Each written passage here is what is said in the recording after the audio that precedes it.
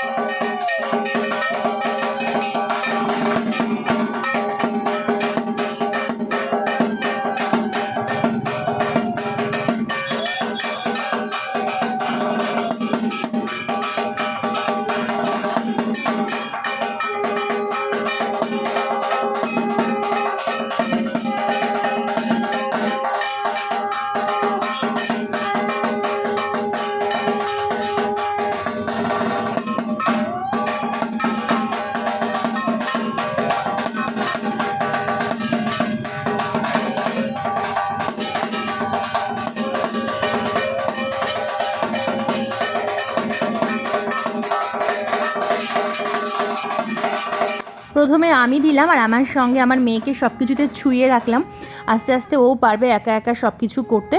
তো তারপরে আমার শাশুড়ি মা দেবে। আমি প্রথমে গঙ্গা জল দিয়ে শিব ঠাকুরকে ভালো করে স্নান করিয়ে নিয়ে তারপর পঞ্চামৃত দিয়ে স্নান করিয়েছি আর শেষে দিয়েছি ডাবের জল। আর তারপরে দেখো ওখানে চন্দন বেটে রেখেছিলাম, তারপর 3টে বেলপাতা চন্দন মাখিয়ে দিয়েছি। আর আমি এর আগে 4টে ফল দিয়েছি, এখন আরেকটা ফল আনলাম উপর থেকে। টোটাল দিলাম 5টা ফল, বেল আছে তার মধ্যে, কাঁচা আম আছে, শসা আছে, এই 3টে ফল তো দিতে হয়। আর সেই সঙ্গে দিয়েছি আপেল আর পেয়ারা। আর উত্তর দিকে মুখ করেই যতটা জানি যে পুজো করতে হয়, যেটুকু জানি সেটুকু নিয়েই করছি। আসল কথা মনের ভক্তি আর শ্রদ্ধা, জানি না কতটুকু করতে পারছি। আর ভগবানকে একটা কথাই আমি বলি যে যদি কোনো ভুল ত্রুটি হয় তাহলে ক্ষমা করে দিতে। আর ভোলানাথকে যেমন আমি স্নান করাই, তেমন 1 ঘটি জল দিয়ে ভোলানাথের যেসব সন্ন্যাসীরা আছে যারা বাবাকে মাথায় করে নিয়ে এসছে, তারাও এখন বাবারই চেলা, তাদের মাথাও আমি জল ঢেলে দেই। আরও একটা জিনিস তোমরা হয়তো লক্ষ্য করলে দেখতে পাবে যে এই সন্ন্যাসী কিন্তু সাধারণত ছেলেরাই হয়।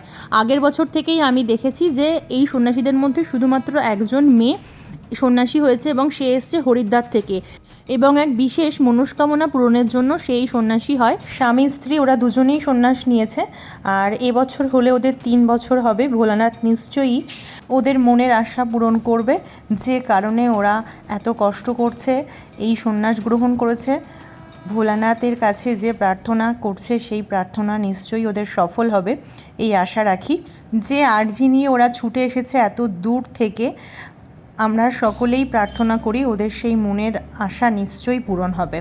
আর মন থেকে তো ভোলে বাবার কাছে কিছু চাইলে তিনি তা ফেরান না, ওদের ক্ষেত্রেও তা পূরণ হবে, এই আশা আমরা সকলেই রাখি।